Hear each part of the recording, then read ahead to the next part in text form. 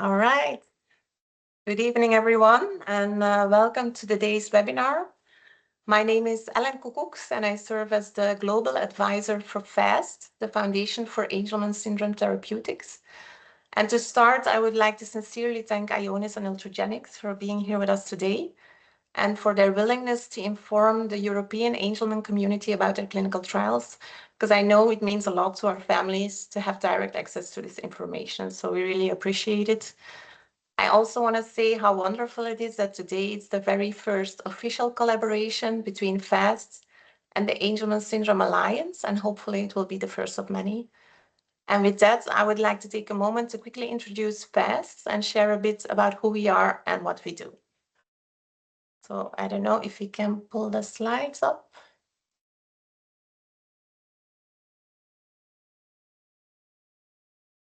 Just a second.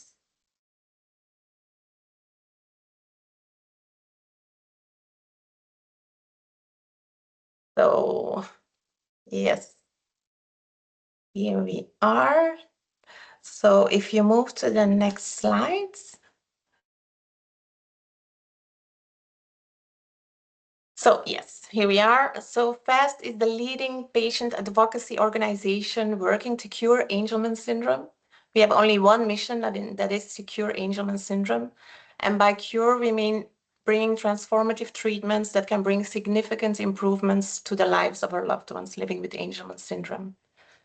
Now, as the largest non-governmental funder of Angelman research worldwide, our goal is very simple, and that is to accelerate the development of transformative therapies for all individuals with Angelman syndrome, regardless of their age and genotype. Next slide, please. So we work through what we call a bench-to-bedside model, and that is building collaborations with academics and industry, establishing the necessary infrastructure, and ensuring that research can move as quickly and as safely as possible from proof to concept into the clinic. Now, over the years, FAST has invested more than $60 million in Angelman research. This investment allows us to accelerate therapies across multiple approaches. Next slide. Now, FAST is a global organization with 9 FAST affiliates across the world, and you will see them here on the slide. So we have FAST Australia, FAST Canada, FAST Latam, which is Latin America. And then in Europe, we have FAST UK, FAST Italy, FAST Poland, FAST France, FAST Germany, and FAST Spain. And together we work to bring promising therapies to every family living with Angelman syndrome. Next slides. And then to close, I would like to warmly invite you to our annual FAST Global Science Summit taking place on November 7 and 8 in Orlando, Florida. And please don't worry about language barriers. Live translations will be available. So if you're interested, all details and registration can be found on our website, which is cureangelman.org. And then I would like to give the word now to Manuel, who will represent the Angelman Syndrome Alliance. Manuel. Yeah. Thank you. Alan, can you see my screen? Yes, I think you can. So Angelman Syndrome Alliance, it is the checking. Yeah. So it's a partnership of equals. Most of you may not know ASA, but you know our members. So we are a partnership of small organizations from around the world that are focused on financing and promoting research and basic research on Angelman syndrome. Our mission is to grow, support scientific knowledge about Angelman syndrome and create fundamental and lasting changes in therapy for people with Angelman syndrome. A quick presentation. So on the top end right, you can see our members. So our members, what they do is give support to you and your families locally in your countries. What we do is combine funds from these organizations to fund basic and translational therapy. For as much as enthusiasm we have for all these clinical trials, there's still so much that we don't know, and this is why we feel it's still important to keep on funding basic research to get the next questions. Here you can see alphabetically who our members are and the local organizations that we have. We kindly ask you to keep supporting these organizations so they can support you on your day-to-day, and they can support us in our mission to fund basic research. Some quick numbers: over the years, we've been able to fund over 1.5 million euros in basic research.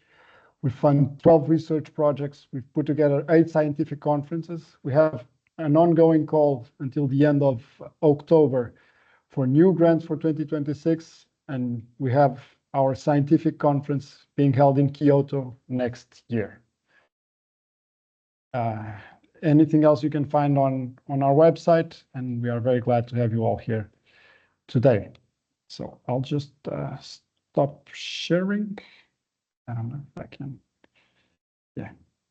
Thank you, Yeah. Manuel. And now it's time to hear directly from Ultragenyx. We're all very excited to hear that. They will be sharing the latest updates on their clinical trials. And I'm very happy to introduce our speakers of today. And we have, first of all, Julie Harrell, Senior Director, Patient Enrollment Liaison at Ultragenyx. And second of all, we have Dr. Vamshi Rao, Senior Director, Medical Affairs Neurology at Ultragenyx. Julie and Vamshi, thank you so much for being here with us today. And I'll hand it over to you. Thank you, Ellen. Glad to be here with my colleague, Julie. As Ellen said, my name is Vamshi, and you see Julie here, who's from the Patient Enrollment Liaison. Good evening, everybody. It gives us great pleasure to talk to you on behalf of Ultragenyx regarding the results of the phase 1/2 open label study, and also to give you a clinical program update. But before we do that, we want to take this moment to thank the organizers for the opportunity to showcase Ultragenyx's work on Angelman syndrome. We also want to thank all the investigators and their teams for all the hard work that they put into a smooth running of a clinical trial. And the biggest thanks to all of you, the families out there, without whose patience, dedication, and passion we would not be here. Next slide, please. Before we begin, I wanted to make sure that we absolutely understand that our product is an investigational drug, GTX-102, and is not currently approved by any regulatory authority. And the other thing to remember is that the data that I will share are from an open label trial. So they must be interpreted as such without any definitive conclusions about safety and efficacy. And Julie and I are proud employees of Ultragenyx. Next slide, please. So before we begin, I wanted to make sure that we get a little bit of a knowledge about our company, Ultragenyx. We're a global company. We're based in Novato, California, in the US, and comprise approximately 1,300 employees. Our whole mission, which is led from the front by our CEO, Dr. Kakis, is to serve the rare disease community. We believe that by asking the rare disease community, such as yourself, what it means to live day to day and year to year with these conditions, we understand better and can work harder and smarter to further research and innovation, which could make a positive difference in the lives of individuals with rare diseases. Next slide, please. So you all know better, and you can, I'm sure, can teach me, but it never hurts to repeat the mechanism of Angelman syndrome. Angelman syndrome, as you know, results from the lack of UBE3A protein in the brain. And our product, GTX-102, is an antisense oligonucleotide. So what you see here in the graphic on the right side, especially in the second panel on the right side, is that the antisense transcript really prevents UBE3A protein from being formed. But our product GTX-102 actually attaches to the antisense transcript, and by a series of steps breaks down the antisense transcript. And in this sense, the normal UBE3A gene can then manufacture the UBE3A protein. And this is all happening on the paternal copy because we know that the maternal copy may be deleted and the paternal copy is non-functional. Next slide, please. Since the UBE3A protein is postulated to be involved in brain function, we anticipate that it could potentially improve the core symptoms of Angelman syndrome. So we therefore designed our phase 1/2 trial based on some of these domains that thanks to you as a community, were identified as important to you and were being evaluated in natural history studies. We observed, as I will show, that there were improvement in cognition, receptive communication, hyperactivity and noncompliance, sleep, and motor skills. We did see cases of lower extremity weakness that resolved, and participants were allowed to be redosed without any recurrence. Again, just to remind you that GTX-102 is still an investigational molecule, and we plan to continue to study its safety and efficacy in ongoing and upcoming clinical trials, and I will share information on some of those. Next slide, please. So this slide is a nice graphical representation of how we at Ultragenyx have designed how to study GTX-102 in clinical trials. So going into the details of the study, which I will also do in the next slide, we really started with our phase 1/2 study. This was the first in human trial in children aged 4 to 17 years old with maternal UB38 deletion. This is the trial whose data I'm going to show and go over today. And the enrollment for this study has been completed. This helped us really understand the potential safety and efficacy of GTX-102. Now, as you look towards the right, under the phase 3, we are really happy to report as a company that the phase 3 ASPIRE study that is evaluating the efficacy in 4 to 17-year-old deletion participants has been completely enrolled as of July 2025. So thanks to all of you, our community, and our investigators again for doing that. The Aurora study is a study that will study the effect of GTX-102 in all genotypes of Angelman syndrome and will look at age groups below 4 and above 18 years old. Our plan is to start the Aurora trial enrollment before the end of 2025. Information about these trials will be used to discuss and file with the regulatory agencies, and hopefully in the future, we will have an approved product. But when approved medications are studied, they are continued to study beyond phase 3 trials in what is termed as phase 4. Next slide, please. And you can go and click. And 3 more clicks. Yes, please. Thank you. So this slide is a recap of all the trials that I just mentioned in the previous slide. So the phase 1/2 study, the enrollment is complete, where it was the first in human trial. The phase 3 ASPIRE study is completely enrolled. It started enrolling in December 2024. The phase 2 study is the one that includes all genotypes and all ages, and we plan to open enrollment in 2025. What I did not mention in the previous slide is we have a long-term extension study, which is the study where all the participants from phase 1 to phase 3 and phase 2 Aurora study will land into and will be continued to study in terms of their efficacy and safety with GTX-102. This study opened in summer of 2024. Next slide, please.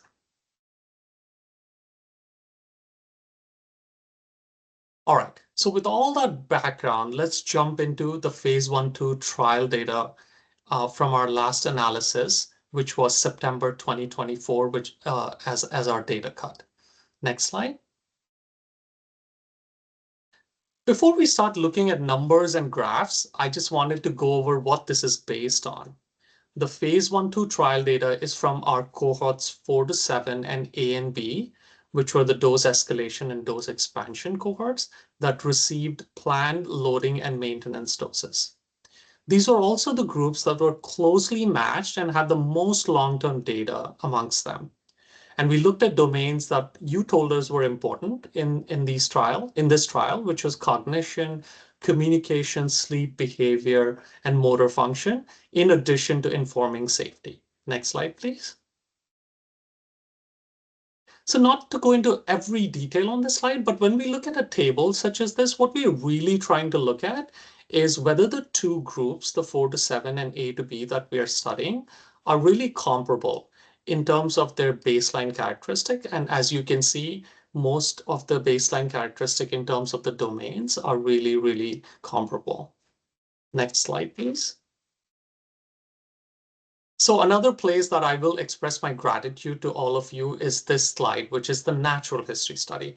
And natural history studies are a test of patience and your commitment to provide data that can be very useful for clinical trials. And this is important because when you're doing your initial clinical trials, such as the phase 1/2 study, you don't have a comparison group. So you can use the natural history studies to sort of see what the differences are. So we looked at these 2 natural history studies for children 4 to 17 years old with maternal delusion specifically when we compared it to our phase 1/2 study. Next slide, please. So let's begin with cognition, a really important domain that has to do with how we learn things, use memory, etc. We used a scale called the Bailey-4 cognition. You will notice that there are 2 panels on this slide.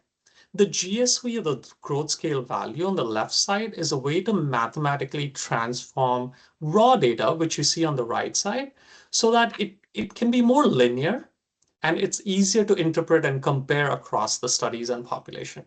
But what is more important here is the 2 graphs next to each other look very similar in their pattern. What I mean by that is when you look at the day 365 and day 506, you are seeing that they are showing continued improvement on both sides. The dotted line on the left side is really what the Bailey Statistical Manual deems as significant. And you can see that both at day 365 and 506 that we see statistical significance.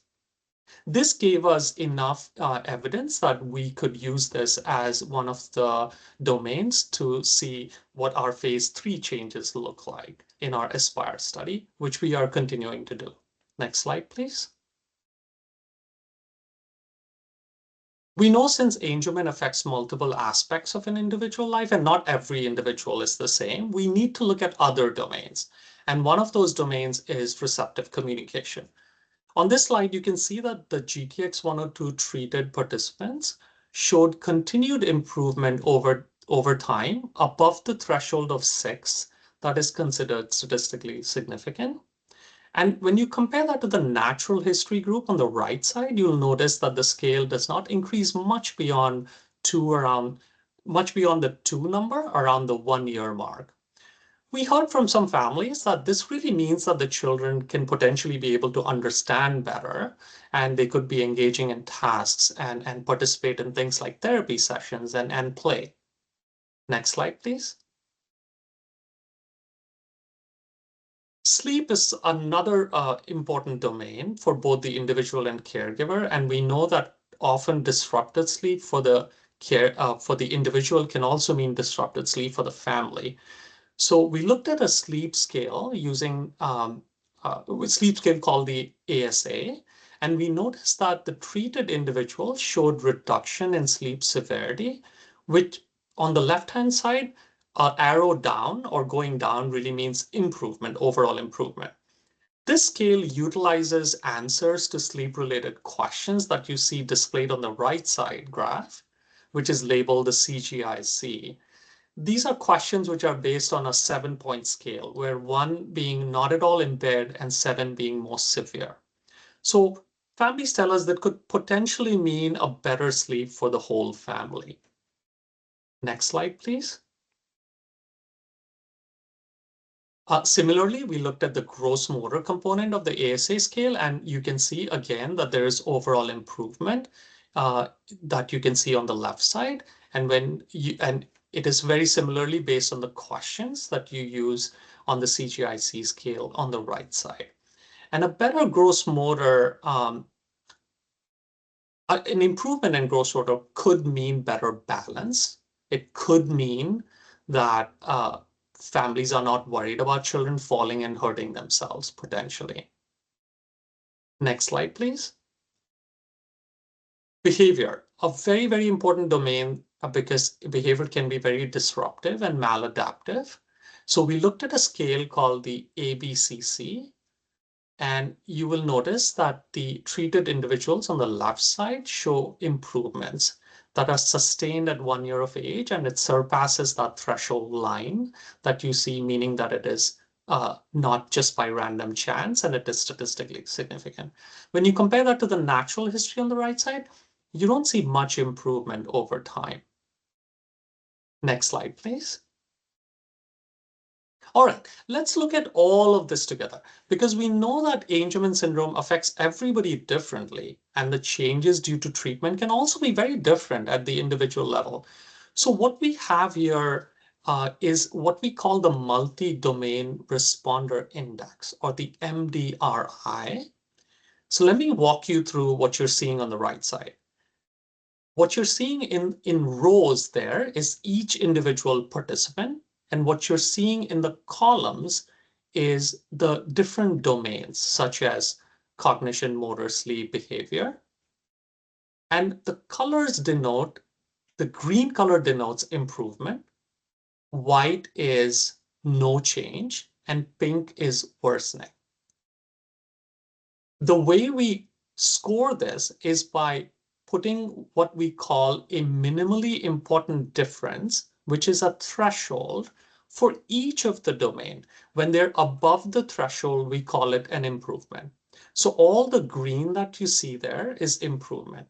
So when you take an individual participant across a row, they could improve in 5 domains, all 5 of them, like you see in the top 2 rows, or they could just improve in 1 domain, like you see in the bottom row, or they could not improve in any domain. So these are things where we can put a sort of a totality together when we look at Angelman syndrome.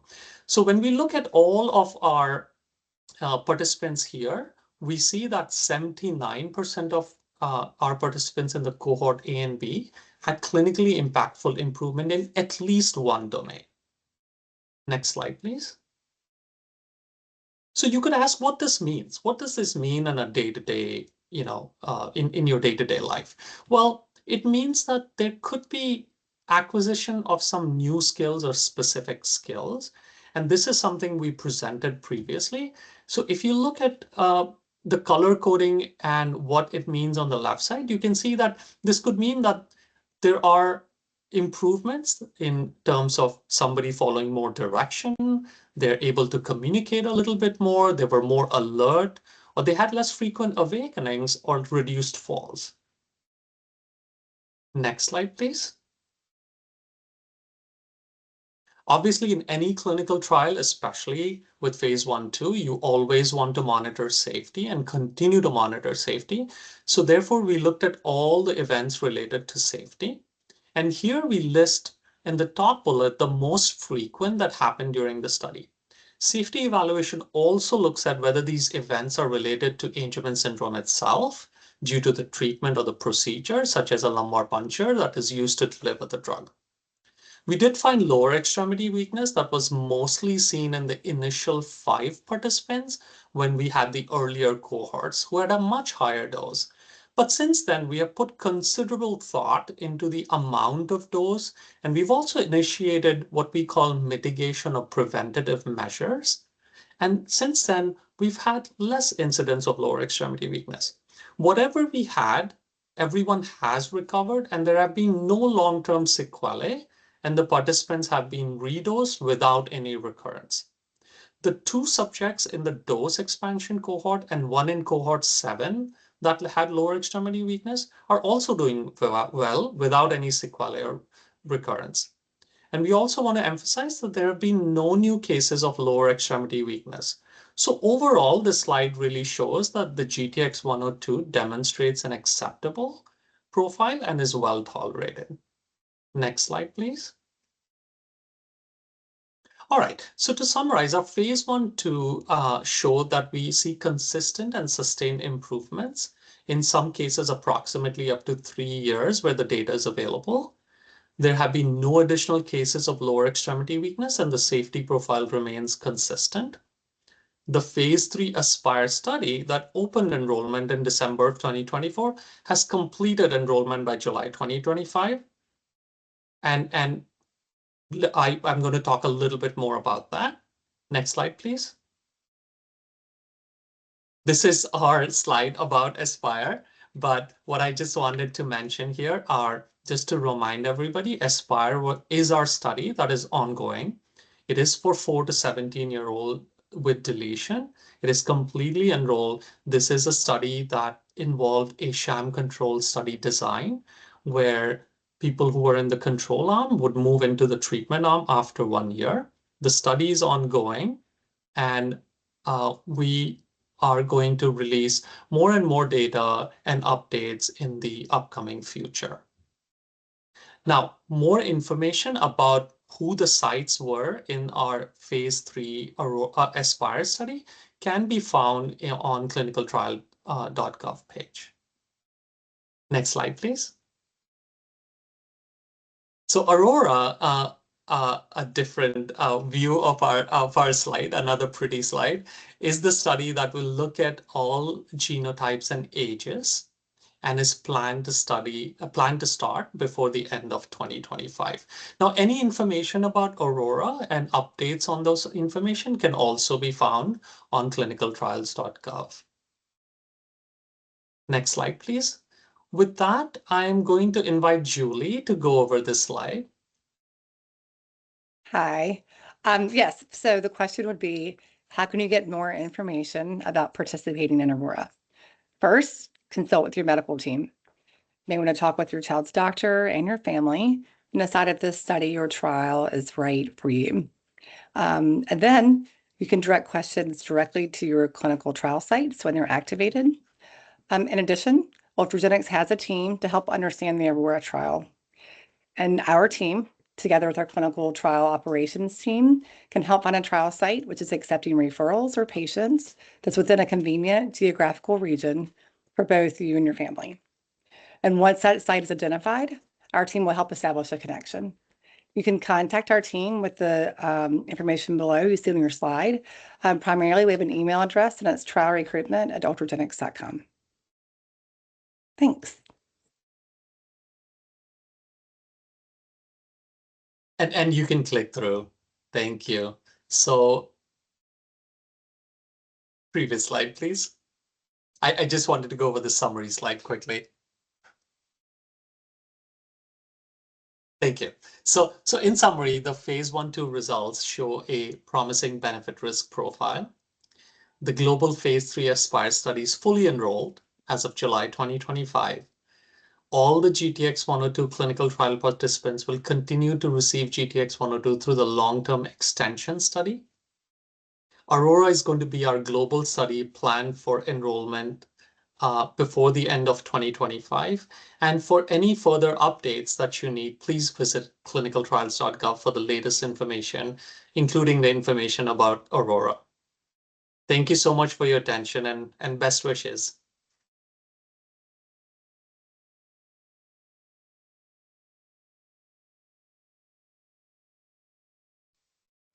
Okay, thank you very much to both. Before we go on to the questions, just a quick housekeeping first. Due to legal and time constraints, both FAST and ASA, we pre-prepared some questions, so we will not have an open question webinar. You will be able to write your questions down in the Q&A, and then they will be referred to both Ionis and Ultragenyx for reply afterwards. Also, please keep in mind, those of you who are using auto translation, that translation may not be exact, and just be aware of that. So in that in mind, thank you very much to both. And the first question we would have is, will the participants in Aurora trial receive the same dosage as the ones in the Aspire trial? Oh, thank you, Manuel. I think that's a great question. We do plan to carry forward some dosing regimen from what we have learned in our Aspire trial in our participants who are 4 years old and older in the Aurora study. So we will assess safety and efficacy of doses that we plan to study in the younger ones with a smaller dose, because they're younger and they're lighter when we do that with Aurora. All right. Thank you so much, Vamshi. I have another question about the Aurora trial. I think that's the one that's on everybody's minds. A lot of people are wondering if the Aurora trial will be held at the current clinical trial sites that are conducting the Aspire trial as well? Or will there be new and additional sites for the Aurora trial? Can you comment on that? Oh, absolutely, Ellen. I think in Aurora, we will try to include a mixture of both sites who've had experience with our trials, with the GTX 102 clinical trials, as well as sites who are completely new to our program. And this is because every site takes a different amount of time to start up because there are so many procedures involved. And Ultragenyx works with each site very closely to try to expedite the process. Um, Similar to how sites were announced for Aspire on sort of a rolling basis when we did that, I think we will do something similar for Aurora, and clinicaltrials.gov will be the source of truth as trials come on and are activated in terms of the Aurora study. All right. Thank you so much. And I think that's it for the questions for Ultragenyx for now.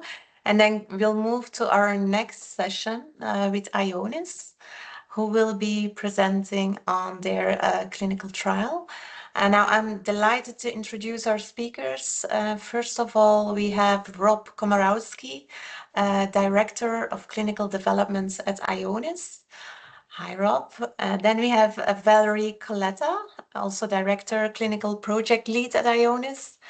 And last of all, but not least, we have Rob Goldstein-Mahon, Director, Patient Advocacy at Ionis. Welcome, Rob, Valerie, and Rob. Thank you so much for being here with us, and I'll hand it over to you. Thank you very much, Ellen Emmanuel, and to everybody at FAST and the Angelman Syndrome Alliance for the opportunity to come and speak with the community in the United Kingdom and the European Union today. We take these opportunities very seriously and not for granted. We know that your time is very valuable to you, so we're going to spend the next 15 or 20 minutes trying to relay as much information we can about our ongoing Angelman syndrome research program here at Ionis, and welcome questions in follow-up as you have them. Next slide, please. So we just introduced ourselves, and Rob and Val will talk to you a little bit more about their work in their sections. Next slide. Quick disclaimers. We are all very proud employees here at Ionis. And it's important to just note again that we're going to talk about an investigational product called ION582. It is still in trial. It has not been approved to be marketed as a treatment for any disease indication by the European Medicines Agency or any other regulatory body. The information that we're going to walk through today is for educational purposes only and is not intended to provide medical advice. We remind you to consult your doctor as the primary source of information about your health or the health of your loved ones. Next slide. For those of you that are unaware or unfamiliar with Ionis, Ionis has been around for about 35 years. We are located in Southern California, just outside of San Diego, and the company really has been a pioneer in the development of RNA-targeted medicines during that time. We've had the great fortune, as you see in a minute, to work in a bunch of different disease indications, and we're really excited to have the opportunity to work with the Angelman community to explore the potential of ION582 or 582 with all of you. Our company is really driven by the passion to innovate. You know, we really try to combine that groundbreaking science and technology with the unmet need that is out there. And we really are driven to have an impact on people's lives in ways that matter to them. Next slide. We've been working over the last 35 years in a lot of different disease areas, and we've had the really wonderful opportunity to work in a bunch of different communities and bring several products to market in different regions around the world, such as Spinraza, Qalsody, or Wainua. Additional products have been approved since this slide was put together.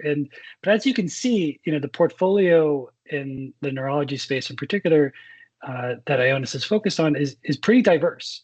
You know, and today we're focusing on our work in Angelman syndrome, where we have two ongoing studies. But the company has had a lot of experience in the development and the discovery, development, and commercialization of RNA-targeted medicines in our more than 3-decade-long history. Next slide. What we are hoping to start with, again, is to try to recognize the work that we've been doing at Ionis is not in isolation.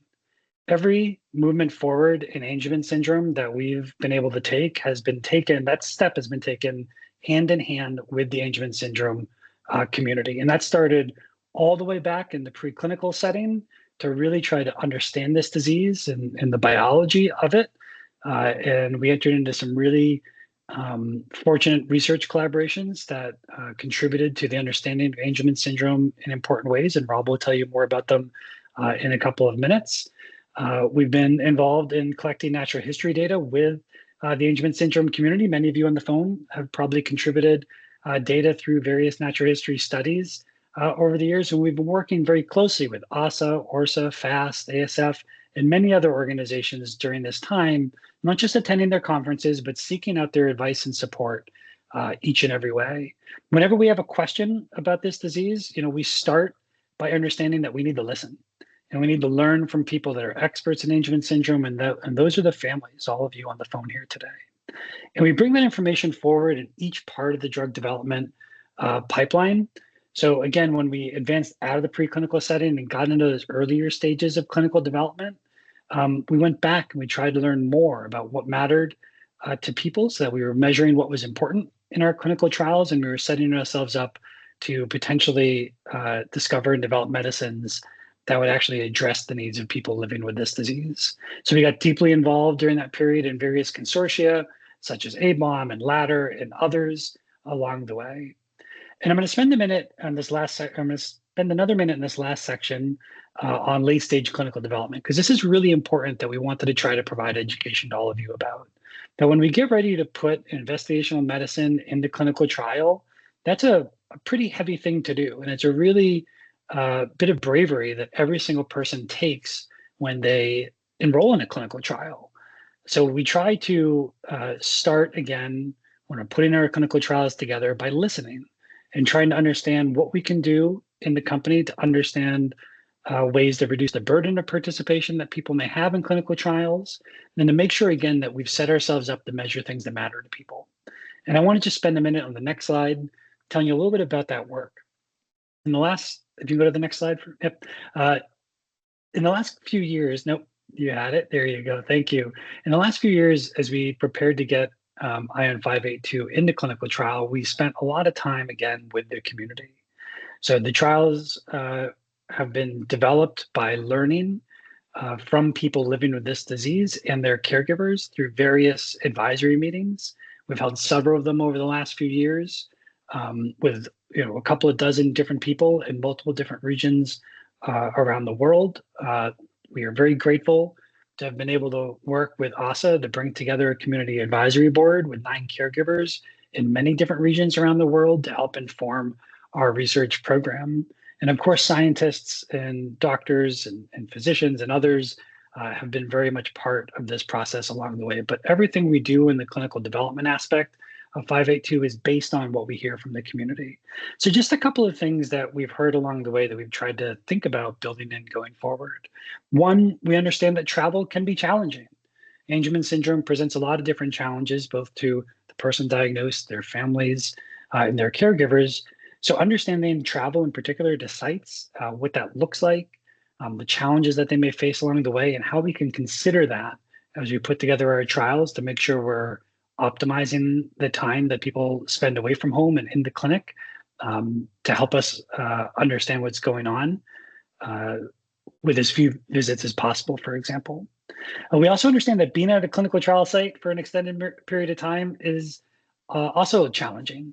And talking through these advisory meetings, what we can do to make those visits to the clinic, again, as least burdensome as possible, how we can help patients and families through those clinical trials visits, in the easiest way possible, moving from one room to the other, going from test to test, spending potentially many hours at a clinic can be pretty onerous. So we spend a lot of time trying to understand what we can do together with our clinical trial sites to make that visit as easy as possible for people participating. But first, understanding that it is a challenge and accepting that. And one of the things that we also learned out of this process was that it was really important to understand, or essential rather, to understand what people expect out of clinical trials, and understand further what we can do to support them as they move through that process. Clinical trials are inherently research activities,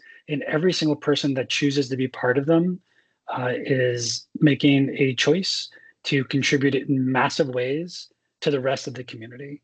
So through these listening and learning opportunities, we hope to design trials that allow us to bring people into these clinical trials in the most comfortable way possible, while also ensuring that we collect rigorous data so that we get an answer at the end of it on what the next steps in this program may be. If you can go to the next slide. I'm going to hand it over to Rob in a second. I just wanted to close by saying again, thank you to everybody who's participated in our clinical development program for 582 over the years. We really could not be at this stage without you, and all of us at Ionis are excited to continue to go down this path together. Rob? Thanks so much, Rob, and thanks everybody for joining us live or either watching on the video after the fact. My name is Robert Komorowski. I work in clinical development here at Ionis, and I'm going to spend a few minutes here giving you a bit of background on ION 582. So you can jump to the next slide, please. So ION 582 is an investigational medicine developed by Ionis to potentially treat individuals living with Angelman syndrome. Now, of course, many of you all know this background, but just to summarize briefly, Angelman syndrome is caused by a loss of function of the UB3A protein as a result, typically, of a deletion or a mutation of the UB3A gene inherited from the mother. Now, there's a copy of the UB3A gene that exists on the father's gene. However, that protein can't be produced because there's a piece of RNA called the UB3A antisense, or ATS for short, and that prevents that protein from being expressed from the father's allele. Now, we all know UB3A protein is really critical for development. It's particularly important for brain cells or neurons to function properly and really their ability to communicate or talk to one another. And that communication is really necessary for the brain to be able to learn and develop. So ION 582 is designed to target that UB3A antisense and remove it so that the UB3A gene from the father can now be unsilenced and then ultimately produce UB3A protein in the brain and hopefully help with some of those communication issues between cells in the brain and have a clinical impact. Next slide, please. So the path to identify ION 582 took a lot of rigorous work by the researchers at Ionis, as well as a collaboration with a lot of amazing scientists and clinicians, and most importantly, the families in the Angelman community.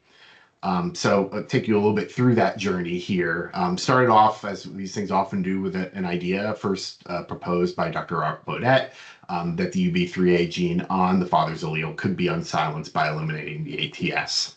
And so Ionis partnered with Dr. Baudet, as well as other researchers and physicians who've been studying UB3A for years. I mean, the Angelman community is so fortunate to have such a great set of clinicians and researchers working on this disease. So wanted to take advantage of that and ultimately try to understand how the UB3A ATS, the antisense, could be effectively targeted to be removed with an antisense oligonucleotide, or an ASO.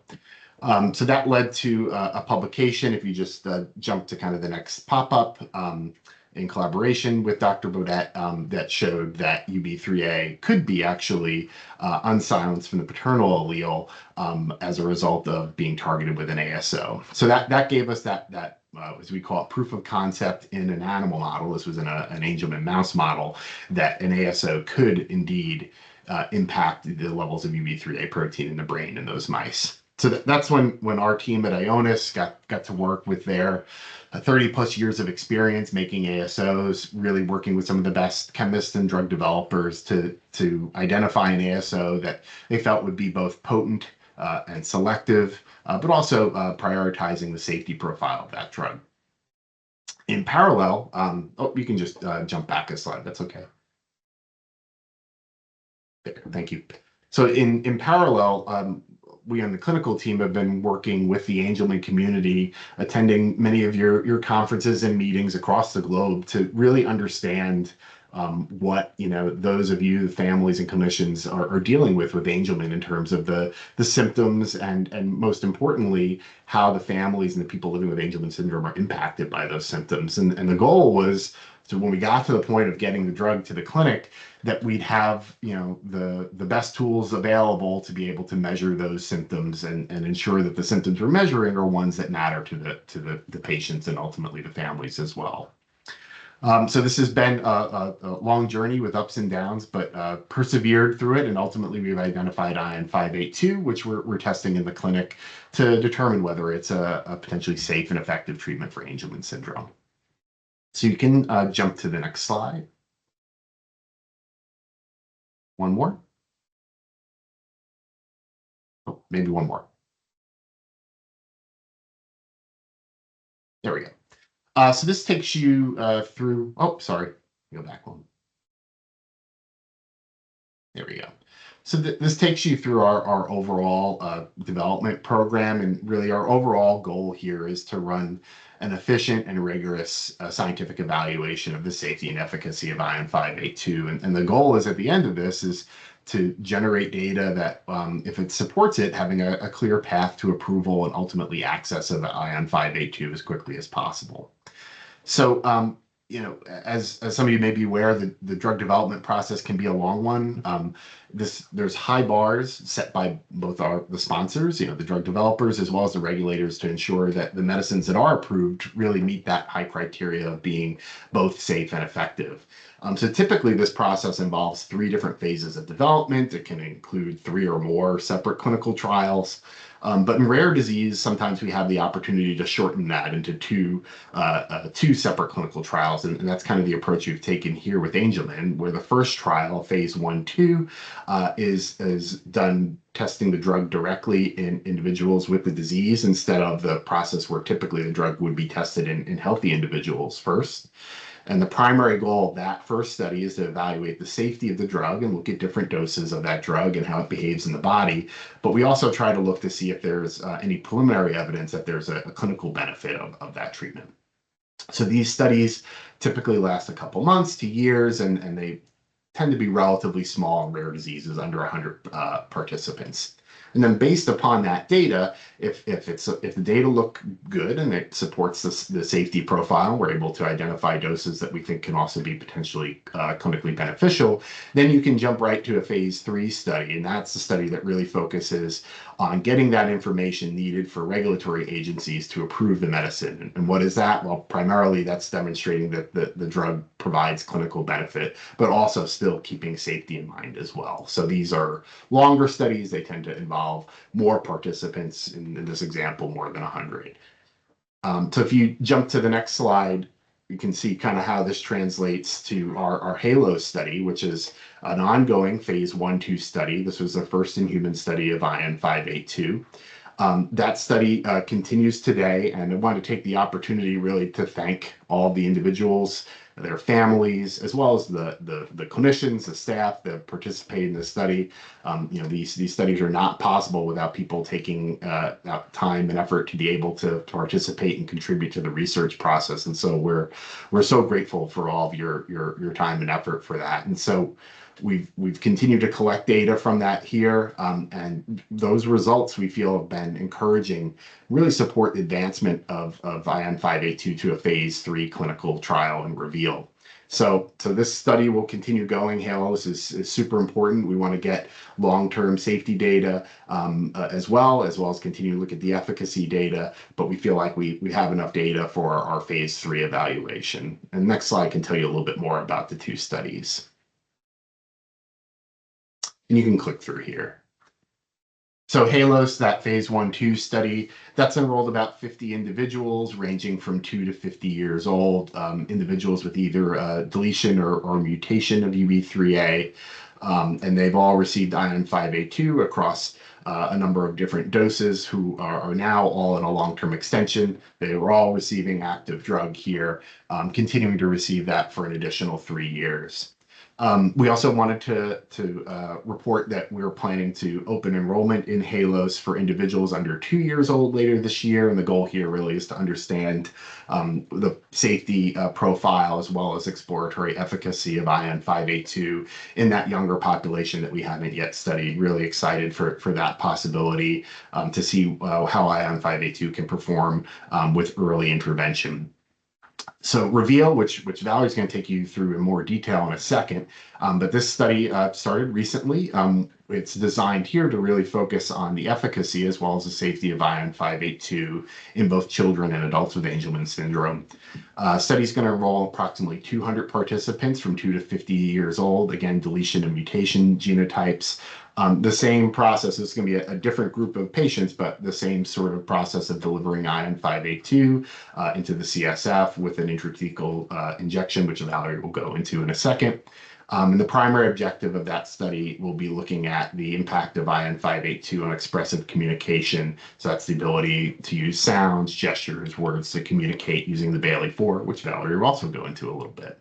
So just to update you, several sites have opened in the US. We're planning for additional sites to be open in the US as well as globally in the coming months. So this is a really exciting time for us as this study gets off the ground. So you can jump to the next slide, please. So with that, I'm going to pass it over to Valerie, who's going to tell you a bit more about the phase 3 REVEAL study. Valerie? Thank you, Rob, and thank you, Ellen and the FAST community for inviting us to talk about our phase 3 design. Next slide, please. So the REVEAL study is a global phase 3 trial of ION 582 in children and adults with Angelman syndrome. As Rob pointed out, we are recruiting subjects with either a mutation or a deletion in the UBE3A gene. We'll be recruiting about 200 patients between the ages of 2 and 50. It is a double-blind, placebo-controlled trial, and the dosings will occur every 3 months. The primary objective of the REVEAL study is to evaluate the effect of ION 582 on the expressive communication of the Angelman patients. And there are several key important secondary endpoints that involve cognition, receptive communication, the overall disease severity, sleep, the motor functional skills, the daily living skills of all of the participants. And we also will be evaluating the safety objectives on an ongoing basis via a board of independent physicians who periodically will be evaluating the safety of all of the subjects in the trial. The trial did start in May of this year. The first sites have been open in the US and enrollment has started. It's the global study, so clinical sites around the world will begin to be open later this year. And as these sites are opened, we will post that on clinicaltrials.gov in a timely manner.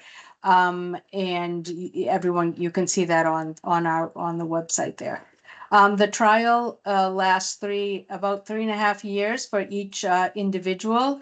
It's composed of 2 main phases. The first one is a 1-year-long double-blind placebo-controlled period where patients would randomly be assigned to ION 582 or placebo, and then a 2-year long-term extension study where all patients will receive ION 582. I'll get into that in a little bit more detail later on. Next slide, please.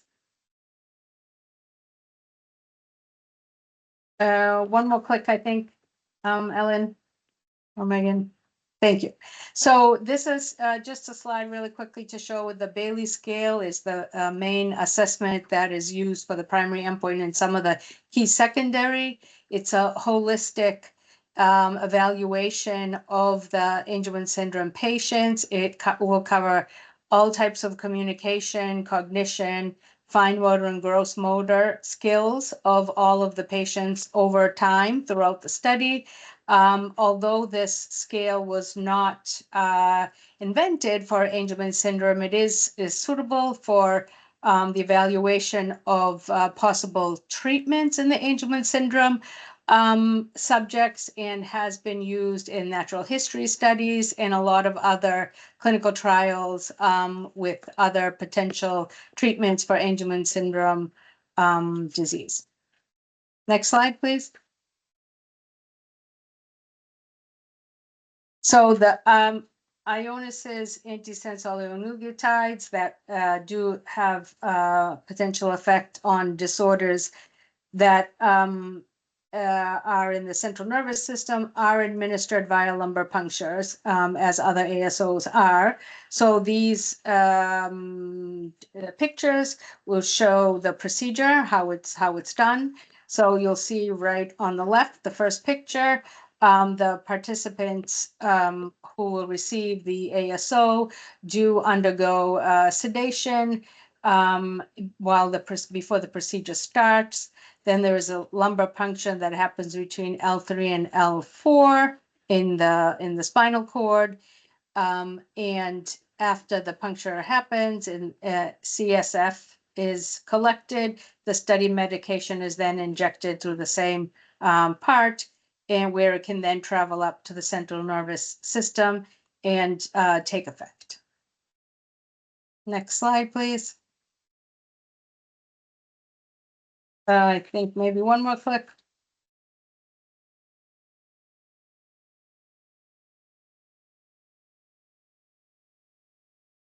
Click all, okay, I'll just talk through it. So a little bit more detail on the study design. There are various phases of the trial. The first phase is a screening phase where potential participants will be evaluated to determine whether they qualify for the study. After which, if they do, they would be randomly assigned to one of the three study arms. And they are, one would be 40 milligrams of the Ion 582, the other 80 milligrams, and or placebo. So that would be a random assignment to one of these three treatments. The treatment's given every 3 months on each arm. This double-blind phase will last 1 year, after which all of the subjects who were randomly assigned to placebo will then be assigned to one of the two Ion 582 for the remaining 2 years of the study. I believe that's my last slide. If I can pass it back to Rob G. Thanks, Val, very much. And thank you all for listening to us over the last few minutes. To just quickly summarize, the phase 3 REVEAL study is active. We opened our first sites in the United States, and we're working to add additional recruitment sites inside the US and outside the US in the coming months. And clinicaltrials.gov.org is the place to go for information about that trial, as well, importantly, as your doctor. As Rob mentioned, the HALO study continues to produce additional data through the long-term extension part of that trial, and we do plan to open a cohort in that study for individuals under the age of 2 later this year, with more information on that coming. And we are really just eager to continue to listen and learn from all of you with Angelman syndrome and hear your stories and learn more about what's going on in your lives and what's important to you to help inform where we go from here with this program at Ionis. Thank you, Ellen and Manuel, for the opportunity to provide an update. Happy to take the questions.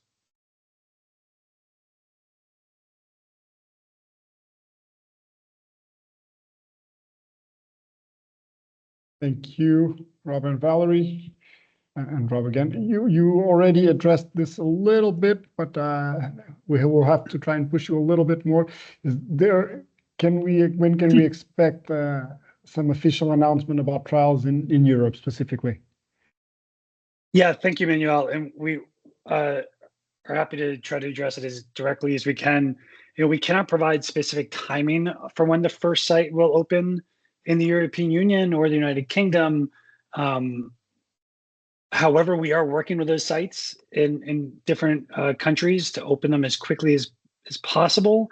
It's our practice at Ionis, really, in any of our trials, to not disclose a site as active until that site has completed all of the necessary paperwork to become active. You know, we get everything ready to go, because that process take some time, and things can change along the way.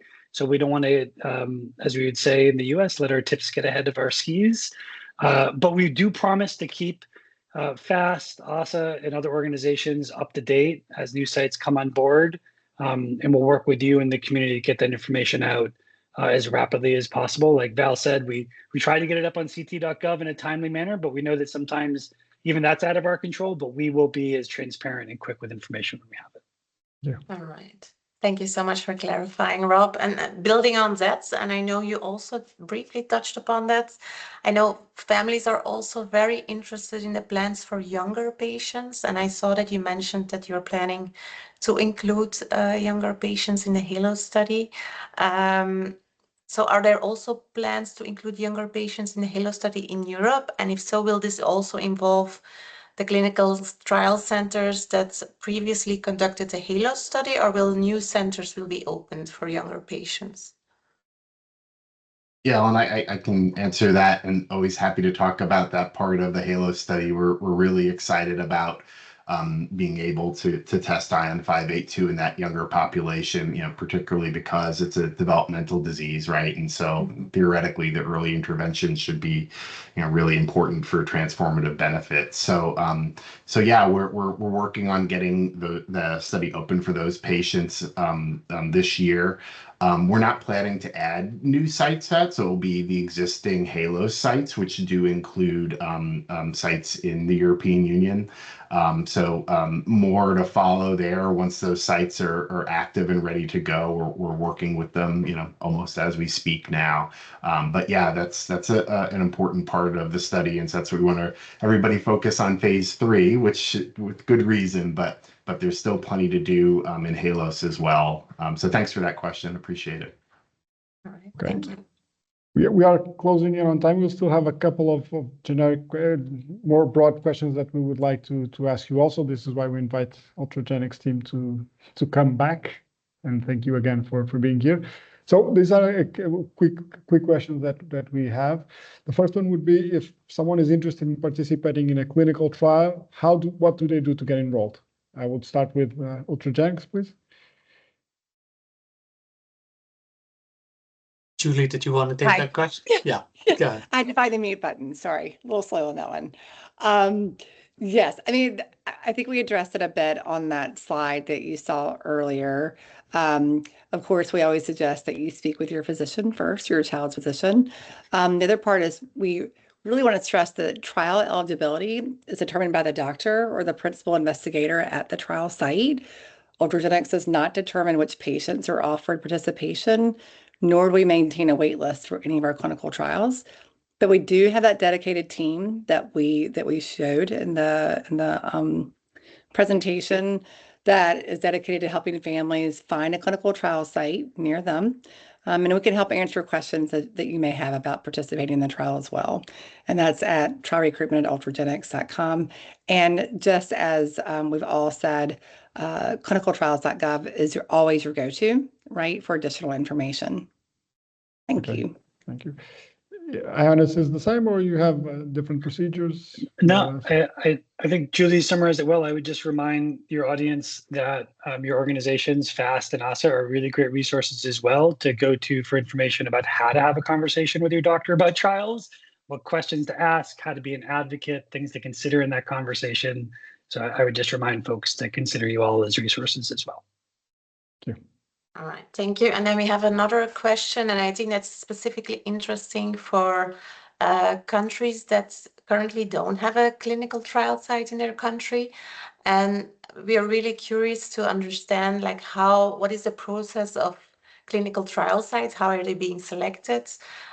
In short, could you explain like the process and what is needed to attract clinical trials in your country? And then maybe Ionis can start this time. Thank you, Ellen. I could take that question. So yeah, selecting sites is a complex endeavor. So we do, the sponsor does evaluate various matters, including does the site have the relevant population? Are they able to administer do they have experience administering this certain types of administrations, et cetera, et cetera. So it usually takes a while to get through all of that, to select the sites and the countries. And then I think you asked another question too about clinical trial sites in countries, or? Yeah, just like, is there anything that a community can do to sort of facilitate the protest or make a country more attractive? Or a family organization. We do have some present here that they would be interesting. Yeah, we- I would. Go ahead, Rob. Yeah, I was just going to say, I mean, I think your organizations are doing great work. I mean, I think the foundational work that ASA and FAST have done to build up, experience to, address and have the skills of the things that Valerie just mentioned are really important. And you see that in the high number of sites that are involved in all the trials that have been talked about today. This community has built up a tremendously experienced global network of experienced physicians to execute clinical trials. You should all be very proud of that. Okay, thank you so much. Ultragenyx, I don't know if you want to add on that. I was just going to underline what Valerie and Rob said. I think site selection is very complicated and multifactorial. So there's a lot that goes into, like, location, accessibility for individuals, what resources are there at these sites, and experience, like Val said. And then also, I think an important thing is timelines. I think one of the things that we all cannot forget is that we want something to be out there as soon as possible. We want as many things out there as soon as possible. So sometimes that also goes into running not only a good clinical trial, but also a fast clinical trial. So I think a lot of things go into that. Yeah, thank you. Okay. One other question, this is more how difficult to answer, is that once someone is entered a clinical trial, especially these phase 3s, how long is it excluded from other trials, or is it not excluded from other trials that may come out in the future? I want to ask Ultragenyx, so since we're answering one first and then the other, if you could give us an insight on this one. Yeah, absolutely. I think a lot of considerations go into that, answering that, Manuel. I think it's a great question. A lot depends on what the previous trial that they're enrolled in and what comprises what they're going through in that trial, and how does that relate to the next clinical trial that they're interested in, right? Are they compatible? What are the things that people need to know about? So I think most of the times it's a very case by case basis, and I think it needs to be evaluated in that sense. But I think when you do that case by case evaluation, you can go into details of where they were and where they need to be. But during a clinical trial, they are excluded from others that are ongoing. Yes, I think so. Because while they're in a clinical trial, there's a lot in that clinical trial that is happening currently. My answer was mostly related to when they're out of a clinical trial and then they were going to get into another one. Yeah. For Ionis? Yeah, and I would say the good news here is people are exploring clinical trials. The first part of the process is what we call informed consent. And during that process, all of this is going to be talked about between that site investigator, that doctor, and the patient. And the patient and their family really will begin to understand how participating in this trial will impact other healthcare decisions that they may want to explore, including pursuing another trial. So I would just add, in addition to what Vimshi said, that anybody in a current clinical trial who has a question about can they participate in another one, they really should go to their site physician for that trial they're enrolled in and have a conversation about it and find out with them, whether or not it's possible, if it's not possible, why it's not possible, and if it is possible, how that patient works to be part of both trials so that they can both achieve their scientific goals. Yeah, that's very clear. Thank you so much. And then I have a little bit more of a practical question. During the study, can the participants still attend school or preschool normally?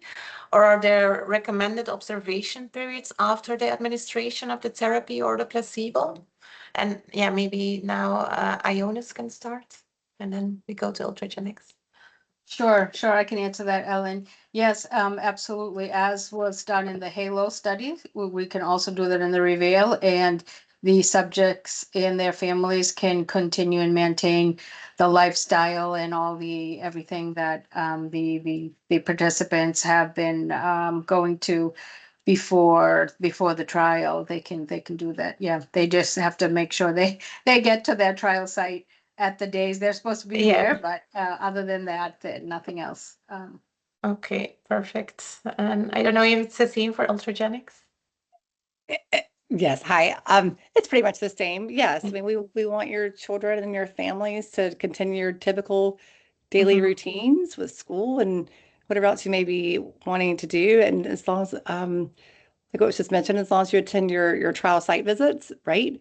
There's no other reason. There's no reason not to. Okay, perfect. Okay, the last one is very much close to this one. Is there any restrictions regarding traveling during the clinical trials? And maybe we can start with Ultragenyx. Ultragenyx. Yeah. Okay. Hi. Very similar answer, right?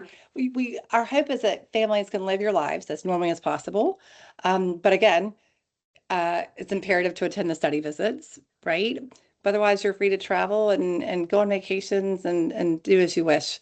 There are a couple of things that would be important, though. One is if you do choose to travel to another country or wherever it may be, that you take your trial site contact information with you in case you need to provide any updates while you're traveling. And the other thing is all trial participants of our children receive a patient trial identification card. So I'd strongly encourage that you take that with you while you're traveling. Should anything happen, then your child will be recognized as a trial participant. Okay. Thank you. And Ellen, I completely agree with Julie. Every aspect of what she said, totally agree. Okay, perfect. I'm glad we were aligned. All right, thank you so much. I know we've gone a bit over time and I apologize for that. I want to be respectful for everybody's time, but it's been super interesting. Thank you so much. And thank you all of you for joining as well. We know how important these discussions are for our community, and so we are very grateful to Ionis and Ultragenyx and all of you for participating today. Just a small comment at the end. So the recording of the webinar will be made available a little later on. So we don't know the exact timing, but probably around a week or so. Just keep an eye on your ASA and FAST social media channels, and you will see it pop up in a few weeks. And so on behalf of ASA and FAST, I would like to wish you all a wonderful evening, and thank you again for your engagement and your support. Thank you. Thank you all very much. Thank you. Thank you. Bye. Thank you.